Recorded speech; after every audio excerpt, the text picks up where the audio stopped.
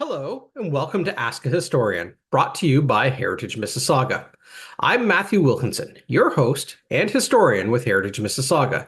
Together, we'll dive into the fascinating stories that have shaped our city. Remember, you can send your questions to history@heritagemississauga.org and help us explore more local stories. Don't forget to like, subscribe, and follow us, and stay connected with Heritage Mississauga's programs and events. On today's episode of Ask a Historian, we will explore three, what we'll call legends, myths, if you will, from our local history. Some stories that have fascinated people, and someone recently asked us if we could describe what some of the biggest legends of Mississauga were. So here we go.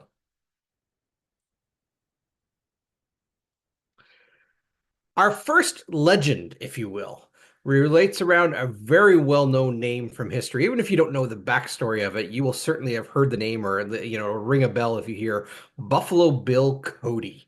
And most of you may recognize or may link to the American Midwest, kind of the cowboy culture of the late 1800s, early 1900s, and more specifically the Wild West shows. He was a showman. He had a traveling, again, Wild West show that highlighted kind of the romanticism of kind of the wild American West of the cowboy fame and so on. But some people will be wondering, like, what on earth does Buffalo Bill have to do with Mississauga? Well, we can call it maybe an urban legend, or maybe when we look back in time to the 1890s when the story seems to kind of percolate and connect to us, a rural legend, perhaps. But for those of you who have traveled our city and have are familiar with what is known as Dixie Union Chapel, it is a small stone historic church that is located at the northeast corner of Cawthra Road and Dundas. And the building you see today there has been on that site since 1836, and it replaced an earlier wood chapel that was on the same property, same site, that had opened in 1816. And the early years of this building do indeed connect to the Cody family. So let's explore that a little bit. But just a little bit about Dixie Union and the legend itself. The legend is that William Frederick Cody, better known to the world as Buffalo Bill Cody, was baptized here. And the question is it true? We'll explore that a little bit. For Buffalo Bill, for those who want to explore the story of Buffalo Bill, and it is a fascinating and remarkable story. It does have, some Canadian links into it if you search broadly enough through the narratives. But there are entire books dedicated to the story of Buffalo Bill. We really couldn't do the story of his life justice here in just, a few minutes of this program. But in short, he was one of the most well-known Western showmen of his era. Even today, over 100 years after his death, his name remains well known, and there are at least four museums in the United States dedicated to his life and times, and like I said, countless published books. But what is the connection between Cody and historic Mississauga? There are multiple references to be found that he visited historic Mississauga in his youth, and perhaps even, as the legend goes, was baptized here long before he went on to international fame with with Buffalo Bill's Wild West shows. After all, again, there is a plaque inside Dixie Union Chapel referencing the Cody family and Buffalo Bill's baptism here in 1847. So, for fact, Buffalo Bill did have Canadian roots, and roots that connected right here to Mississauga. His grandfather was Philip Cody, who lived between 1770 and 1850. Although Philip himself was born in the United States, he became a resident here when he acquired a 200-acre lot in 1807. His property was located on the south side of Dundas Street near Cawthra Road. Philip operated an inn, one of our earliest public houses here in historic Mississauga, that was known as Cody's Tavern. That inn actually stood on our landscape right up until the 1950s. In 1815, Philip Cody acquired land on the north side of Dundas Street, and in 1816, he formally donated 1 acre towards the establishment of a church and a cemetery. Today, that church and cemetery are known as Dixie Union Chapel, and that's the property we're referring to in at the northeast corner of Cawthra and Dundas today. So yes, indeed, there is a direct link from the Cody family back to this foundation or the founding of Dixie Union Chapel and Cemetery. The cemetery was already, even at that time, in existence. A previous landowner, Moses Teeter, had allowed burials there in 1810. But Philip's 1816 transfer of 1 acre made to the two trustees for the church made it official. Philip Cody, along with many of his neighbors, including Moses Teeter, served in the Second York Militia during the War of 1812. And Buffalo Bill's father, Isaac Cody, who lived between 1811 and 1857, was born right here in historic Mississauga in 1811. So again, we have Buffalo Bill's grandfather having been born in the United States, but coming to historic Mississauga, and Buffalo Bill's own father, Isaac, being born here in historic Mississauga in 1811. In total, Philip Cody and his wife Lydia had 12 children. Elizabeth, Alice, Sophia, Elias, Nancy, Elijah, Martha, John, Isaac, Joseph, Lydia, and Philip Jr. The first three children were born in nearby Toronto, or what was then York, and the remainder were born here in Toronto Township, now Mississauga. In 1829, Philip Cody and most of the Cody family left historic Mississauga and returned to the United States, settling in Ohio. But at least one member of the family remained behind. Philip Cody's daughter and Isaac's sister, and this would be Buffalo Bill's aunt, Nancy Cody, was already married. She had married Amos Marigold of the Clarkson area in 1823 and resided here. By 1863, Nancy and Amos Marigold had relocated to Southwold Township in Elgin County and later settled in Burford. They had 10 children. All of them were born in Canada. And Nancy Cody and her husband Amos Marigold, they remained in Canada. They did not go to the United States. Again, this is Buffalo Bill's aunt and uncle.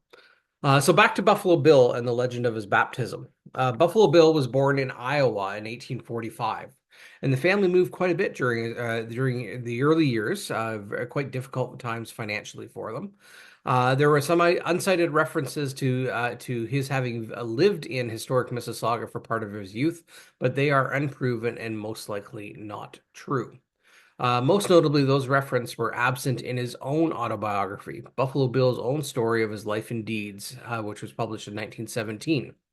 An autobiography of Buffalo Bill in 1920 and the lives and the legends of Buffalo Bill in 1979 also do not count or connect to him coming to Canada or in his youth or spending having lived here for any amount of time. In fact, in Buffalo Bill's own narrative, there would have been very little ability or time in his youth to have traveled to Canada, let alone resided here, because he is quite extensive on the family's activities and the paths that they traveled, if you will, just not leaving a great deal of time to actually have moved north to Canada and have lived here for any period of time. And he didn't reference visiting here either in his youth.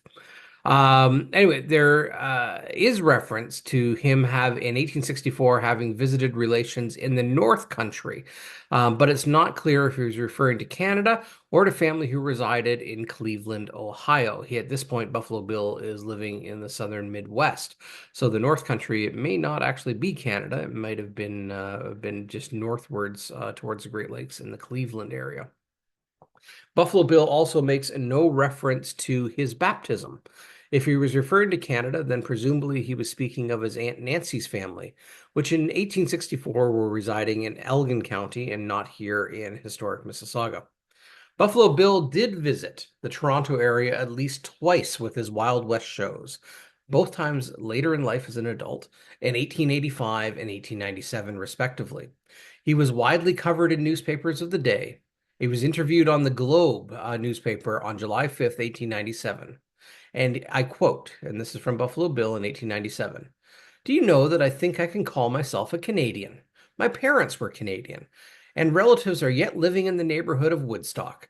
Mr. E.A. Goodman, the druggist on Yonge Street in this city, is related to me by marriage, while I also have relatives in St. Catharines. My grandfather was at one time a resident in Toronto." So, that being said, at the time of his travels in 1885 and 1897, From the best of our knowledge, he no longer had direct family residing here in historic Mississauga. Buffalo Bill certainly had some connections to Canadian cousins, and he knew them, and he was right with with the ones he was talking about. All of those referred to in his 1897 interview connect to children of his Aunt Nancy, some of whom resided in southern Ontario, and again, one is specifically in Toronto itself. We have traced some of Nancy's children in the 1890s to living in Elma, Brantford, Burford, Ingersoll, Port Elgin, and St. Catharines. And again, the druggist that Buffalo Bill was referring to was Elbridge Alberta Goodman of Oshawa, and he was for his first cousin James Elvin Goodman was married to Buffalo Bill's sister Julia Melvina and living in Nebraska. So again, Buffalo Bill knew his family history, and he knew that where his cousins were living. Again, Buffalo Bill was a famous individual at the time, and it was quite possible that those cousins are the ones who made those connections to him. Given that Buffalo Bill was nearby in Toronto in both 1885 and 1897, it is certainly possible that he visited the area where his father was born, although again, he made no direct reference to such an occurrence.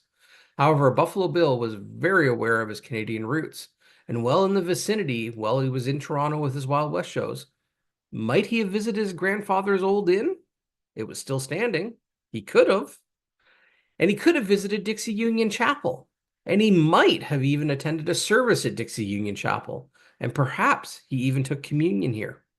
But was he baptized here as a child in 1847? It seems very unlikely. It would be certainly fascinating if we were proved otherwise, but nonetheless, the story between the land, the church at Dixie Union Chapel, the Cody family. We have a street named after the Cody family here in Mississauga, thanks to then Councillor Dave Cook, and the legend, if you will, of Buffalo Bill's connections here are absolutely fascinating, and they are largely based on fact. However, was he baptized here in 1847 in his youth? Probably not, despite the fact there is a plaque saying so. But there is no record of it officially happening, and no mention of it in Buffalo Bill's own memoirs.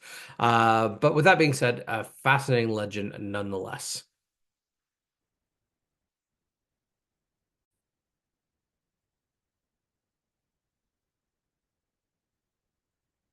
Our second legend today, if you will, I'm going to refer to as the Rebel Road.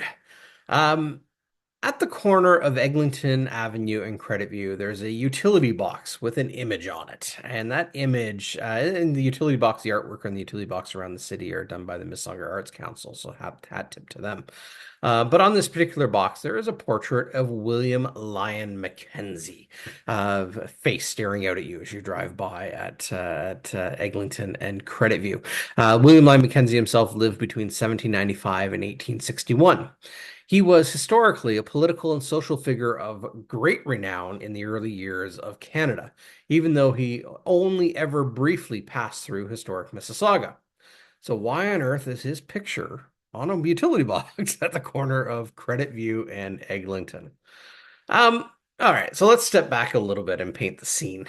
Growing up here in Canada, we often hear stories of the American Revolution. I'm sure you've heard the War of Independence, if you will, south of the border. Um, and all the romanticism around the triumphant battles fought for freedom from political oppression. It speaks to us again of a society seeking freedom and identity. But as these American tales kind of tell us, rarely do we have an equivalent in Canadian history. And we very rarely hear reference to something referred to as the Rebellion of 1837, even though it was inspired by very similar ideals. And I guess at the time, anyways, it had a drastically different outcome, hence a rebellion, not a revolution, perhaps. But in the wake of the rebellion of 1837, we can see the foundation stones of the political system and social infrastructure that we maybe take for granted today, such as representative government and the secret ballot, just for starters. Well, we're not going to really discuss here the rebellion itself, but the rebellion, in short, was, an uprising against the government. Um, Following the American Revolution and immediately in the aftermath of the War of 1812, we see an influx of settlers coming into Canada, and those numbers grew astronomically following the War of 1812. Initially, there were United Empire Loyalists who were flocking north to settle in lands under the protection of the British Crown. Well, America prospered in the post-war years. This is the post-American Revolution years. Settlement in the newly emerging provinces of Canada was sporadic, and these loyalists were joined by a mixture of new settlers from Britain and abroad. Um, After the War of 1812, well, actually a little bit before War of 1812, but particularly afterwards, we had another wave of settlement had taken place, and we often refer to them as late loyalists, if you will. And they were of mixed backgrounds and equally of mixed allegiances. Um, and in this time period, following the War of 1812, where you had an influx of American settlers seeking available land, again with the idea of some mixed allegiance, they had to promise a loyalty to the crown, but it wasn't something that was spurning their travel here to settle, if you will. It was really that search for free or affordable land. But amidst these late loyalists, really the seeds for discontent with the existing political system were planted. Um, it's often said that the Canadian colonies following the War of 1812 were full of grumblers, if you will. And, these grievances were largely based on jealousy for the grass being greener on the other side. Things were better to the south. Well, why can't we have what we had in the United States when we come here to Canada? Canada was a little bit behind, lacking in infrastructure such as roads, bridges, conveniences once accustomed to in the American colonies, and things like that. Compared to the perceived view of America, Canada was somewhat seen as a backwater place at the time, where the ruling family compact, and that is the family compact was really consisted as a group of interrelated and seemingly overpaid officials who are lacking a concern to the needs of the average settler. Coupled with wealthier landowners engaging in land speculation, hoarding political offices and large tracts of uncleared crown and clergy reserves, by the 1830s, discontent was really truly beginning to bubble. Then we enter somebody known that somebody who was known as name was William Lyon Mackenzie. He was a fiery red-headed Scotsman. He had a flair for argument and a passion for politics. Ran an independent newspaper known as a Colonial Advocate, and he aggressively campaigned on the rights of farmers and criticized the ruling elite for their policies of land speculation. Mackenzie wanted to raise the ire of the rural population, and he did. As the 1820s progressed, Mackenzie openly attacked, in print and in speech, members of the social and political elite, that is, the family compact, while continuing to gather support for reform from farmers in those rural areas. While many of the original United Empire Loyalists remained loyal to the crown, later settlers often found that Mackenzie championed their cause. Some fueled with romantic notions of revolution inspired by revolutions in America and France added to the general discontent felt by many. Mackenzie himself arrived in Upper Canada, that is Ontario today, in 1820, and he founded his newspaper in 1824, first in Queenston near Niagara-on-the-Lake. He was elected to the Legislative Assembly in 1828, although he was repeatedly expelled for libeling fellow members of the Assembly. He was inclined to support the new American style of self-government, with democratic elections, and openly advocated for responsible government, something that the Family Compact at the time was very much against. Mackenzie's primary aim, according to his own newspaper headline, was agitation, agitation, agitation. That is, he wanted to shake up the system. Through his persistent efforts regarding reform, Mackenzie gained very strong support from the population within the home district. That includes historic Mississauga. It was also almost impossible for settlers in the home districts not to declare their views, especially as tensions escalated. The votes and public sentiment were equally split, and while Mackenzie was elected the first mayor of the newly renamed City of Toronto in 1834, he was also dismissed from that office shortly afterwards. Remember, think of that though. You have somebody who is popularly elected only to be dismissed from office by appointed representatives or appointed members of the government. It didn't sit well with those that had popularly elected him. The common belief in impartial elections was attacked when Mackenzie was defeated in the elections of 1836. Public accounts of the elections held in for Peel County, which were held in Streetsville, show that while Mackenzie was narrowly defeated in 1836 in the election, the presence of Constable Frederick Starr Jarvis, and he was standing beside the hustings holding a whip and declaring that reformers were enemies. Now, at the time, to vote, it was not secret ballot that we often take for granted today.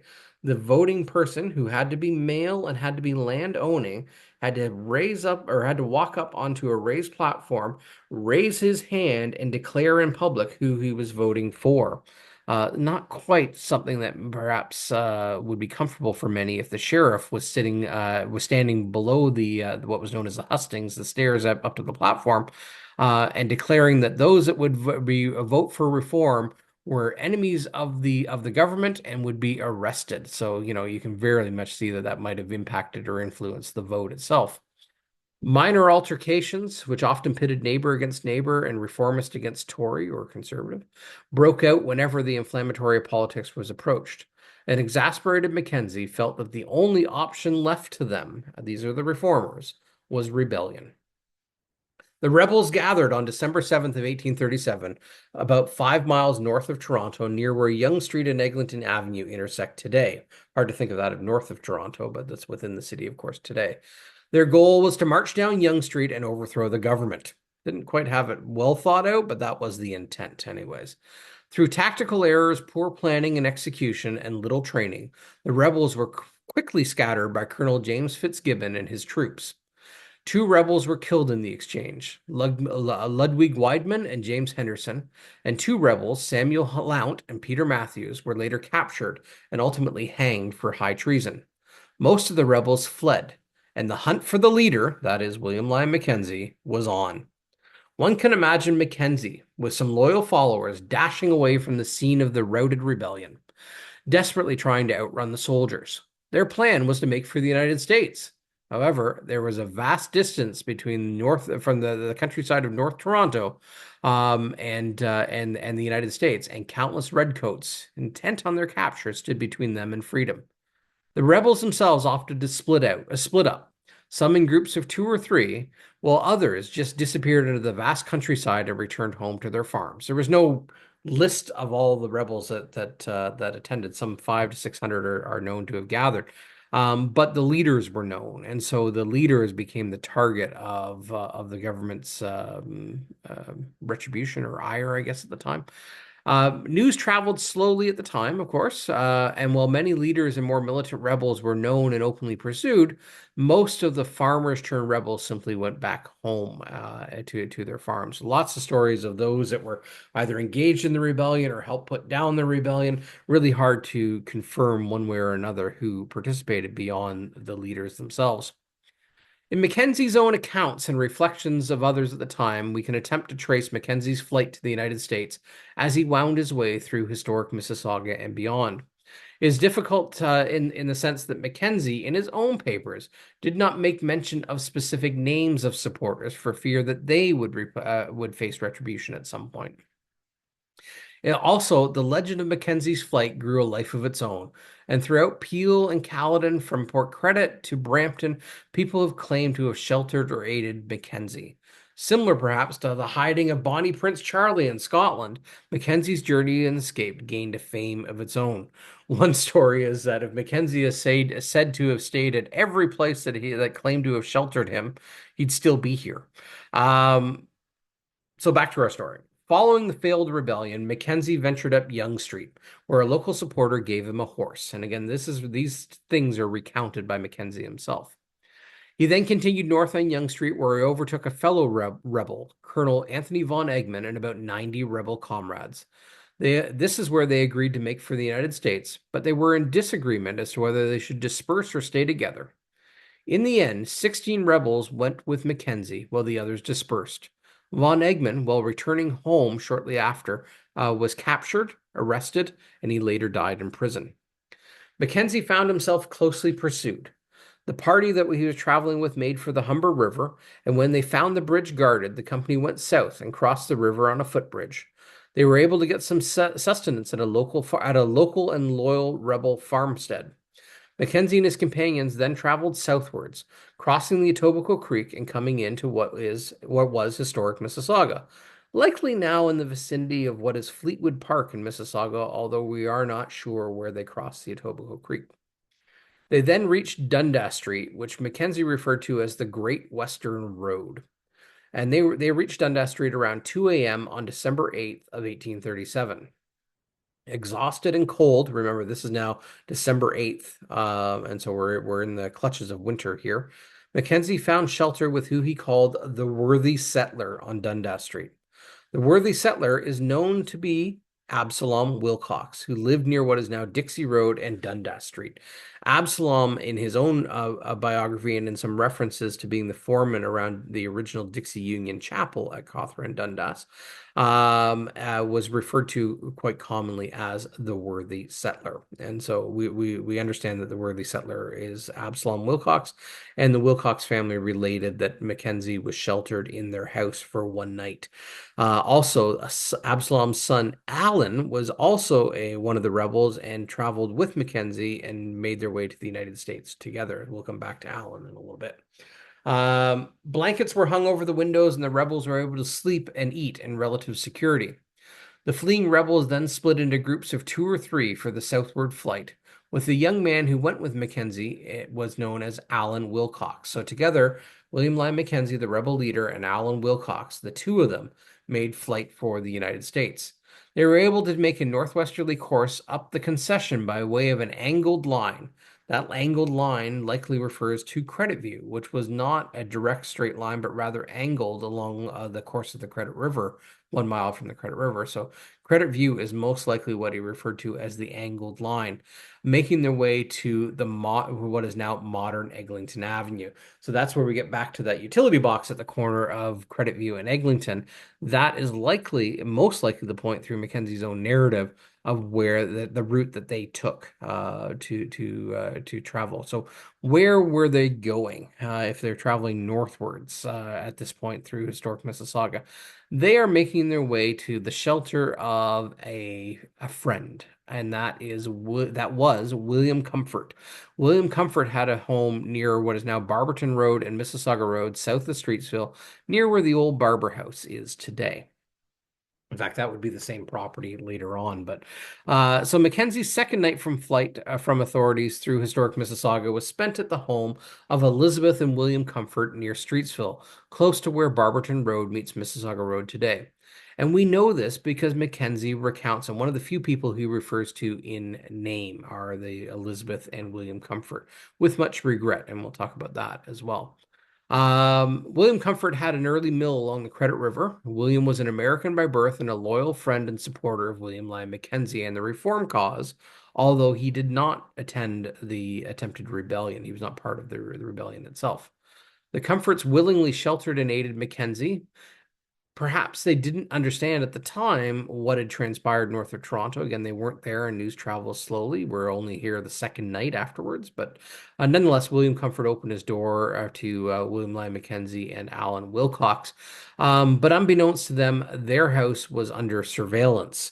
The Comforts were known Reform sympathizers, and the news of the hunt for Mackenzie and the rest of the rebels, as it spread, a member of the infamous Town Line Blazers, which was an early kind of political social group that was very conservative and very against the reformers or the rebels at the time. Harry Cole was watching the house of the known Reform sympathizer, William Comfort. They suspected that at some point Mackenzie may be looking for aid from friends, and William Comfort was a known ally. Perhaps William Comfort did not know they were being watched, or at the least they suspected there may have been a possibility, because in the early morning of the next day, so Mackenzie has now stayed the night of December 9th, 1837 in Comfort's house.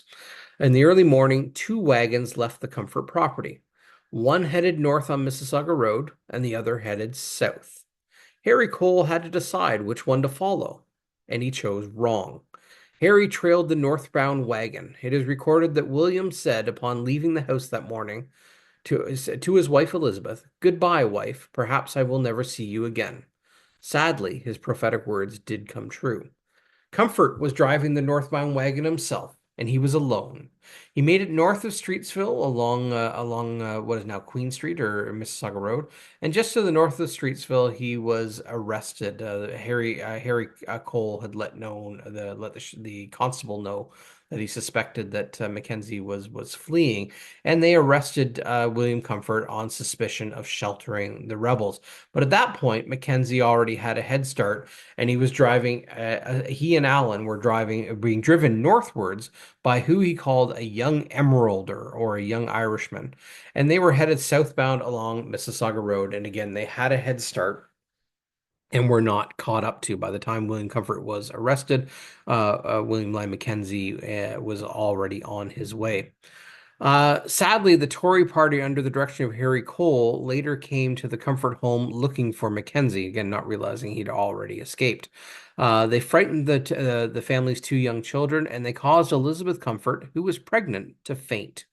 She was reportedly roughly shaken to regain consciousness, and then she was questioned and threatened for information. One of the ruffians even threw cold water on her. Again, remember, this is December 9th, the time it's cold. And another told them that her husband, who had been arrested, was to be hanged. Her revolting treatment at the hand of her captors led to a miscarriage and ultimately her her premature death in early January of 1838. William Comfort was not allowed to attend his wife's funeral, and their two surviving children, 10-year-old William Jr. and 6-year-old Sarah, were sent to live with relatives. William Comfort Sr., was released from custody in 1839, and he ultimately sold his property in 1841 to the Barber brothers and left the area, rejoining his family elsewhere in southern Ontario, or sort of rejoining his children, anyways. But sadly, again, Elizabeth Comfort in early January of 1838 died as a result of the miscarriage she suffered as a result. William Lyon Mackenzie felt deep regret over her death. We rejoined Mackenzie as he traveled south on Streetsville Road, now Mississauga Road, in a wagon on broad daylight. The Crozier's Cold Spring Inn, built in 1832, may well have been a stopping place for Mackenzie. The building is a private home today and is located just north of Mississauga Road and Burnhamthorpe Road today. Mackenzie was able to throw his pursuers off his tracks by bypassing Arundel. He had already crossed the Credit River. The bridge over the Credit River at Arundel was guarded, but now Mackenzie is already on the other side of that bridge. Mackenzie narrowly avoided capture by the Arundel militia led by Thomas McGraw. They were seeking to ambush Mackenzie by guarding the bridge itself. The cold weather and the tavern nearby might have also had something to do with Mackenzie passing undetected.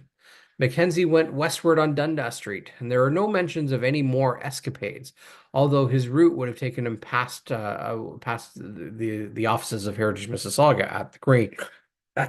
The Grange was built in 1828 and is still there today, of course, so only buildings could talk. But we can take up his journey again based on local legend. There is a possibility that Mackenzie found his way southward into Clarkson.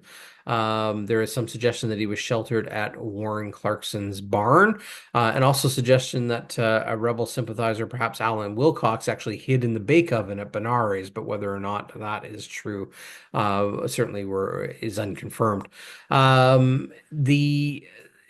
There are lots of stories of Mackenzie narrowly escaping or narrowly avoiding capture, if you will, or recognition by those looking for him.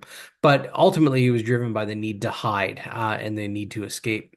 Again, whether or not he ever found a shelter in Warren Clarkson's barn, it certainly is a story that has been passed down. It seems that Mackenzie retraced his steps at some point back up to Dundas Street and then fleeing westward out of historic Mississauga. His journey would have taken him through Frogmore, which was a small hamlet located on where Winston Churchill and Dundas Street meet today, and then onto the village of Trafalgar, where he was sheltered by the Triller family in historic Oakville. And according to local legend, also found refuge in a cave at one point.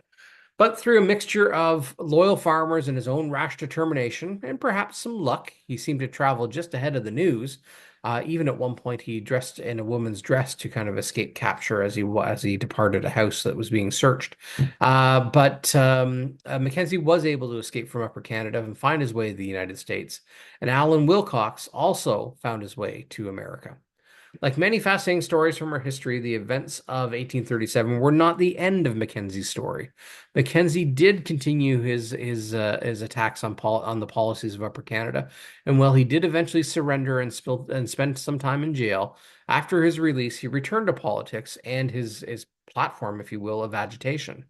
Still the champion of rural farmers, late loyalists, Republicans, and reform-minded residents, Mackenzie was again voted to the post of mayor of Toronto. Perhaps the failure of the rebellion of 1837 led to a quieter victory achieved in the elections in the years that follow, as the events of 1837 directly did lead to political and social reforms in the years that followed.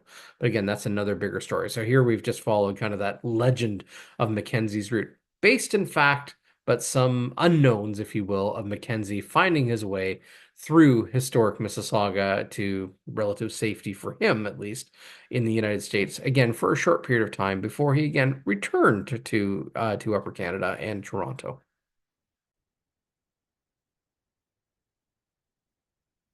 Our third legend today, we're going to stick on the theme of the rebellion of 1837 a little bit, and we're going to call this legend Rebel Gold.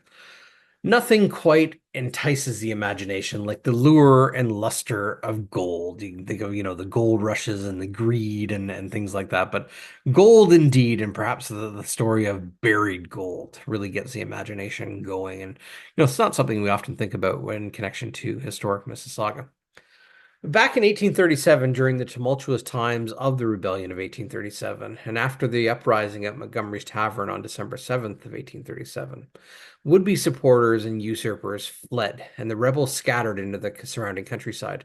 Some simply returned home, while others, seeking to flee persecution and find refuge in the United States, sought shelter and assistance along their respective routes of escape. We already have recounted Mackenzie's path to escape, but he was not the only rebel who was fleeing from justice. As many as 50 or 60 of them ultimately did find their way down to the United States and joined Mackenzie as well. So according to an interview that was collected in the 1930s, one rebel sought shelter, at least for one evening, with the King family of Mount Charles here in historic Mississauga. Mount Charles was located around the intersection of what is Dixie and Derry Road up near Malton today. The story mentioned that that person was none other than rebel leader William Lyon Mackenzie. Is it true? Well, we've already recounted some of Mackenzie's flight, and it seems very unlikely that he made his way that far north. But certainly, it may have been others involved with the rebellion that did find themselves in that vicinity immediately following the failed rebellion. Anyway, first you might be wondering again about Mount Charles itself, and let's paint the scene a little bit. Derry Road was an early surveyed thoroughfare, and as a result, a string of hamlets and rural communities developed along its route. The first of these crossroad communities west of Malton was at the intersection of what is today Derry Road and Dixie Road. It was originally called King's Crossing or King's Corners, named in honor of Charles King Sr., who was the first settler of the area. When Charles King Sr. arrived in 1819, the area was dense forest with crude trails, and the nearest neighbor was Isaac Devon, who lived 7 miles away. King was granted 100 acres on the northeast corner of the intersection of Dixie and Derry Road. In 1826, his son, Charles King Jr., received a crown grant for 100 acres adjoining his father's farm. Father and son then jointly purchased another 100 acres on the southeast corner of the intersection.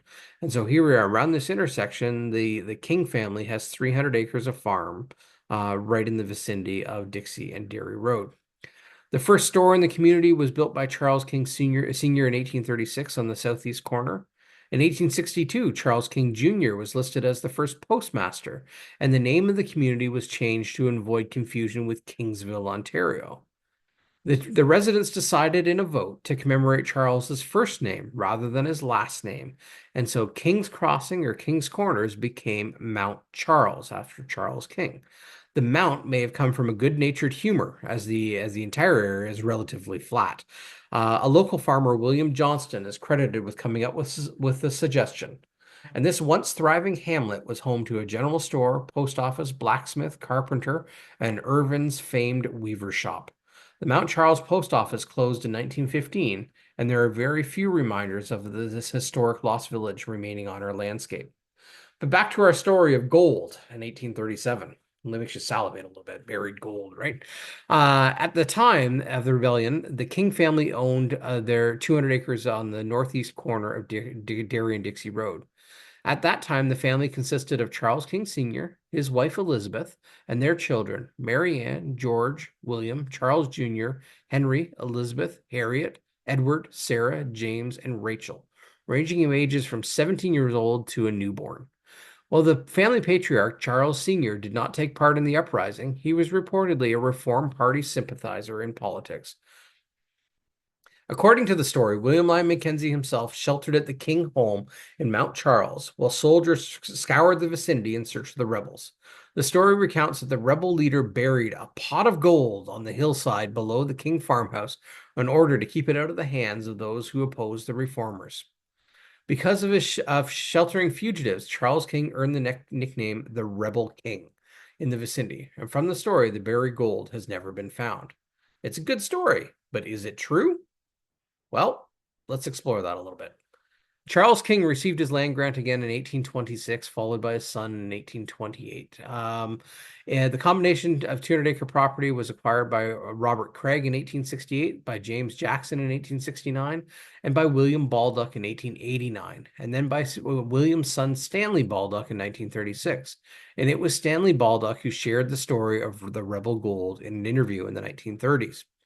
As for the identity of the rebel, it does seem very unlikely to have been William Lyon Mackenzie himself. Mackenzie, as we already looked at, really did recount his journey and his path and the path that took him to the United States.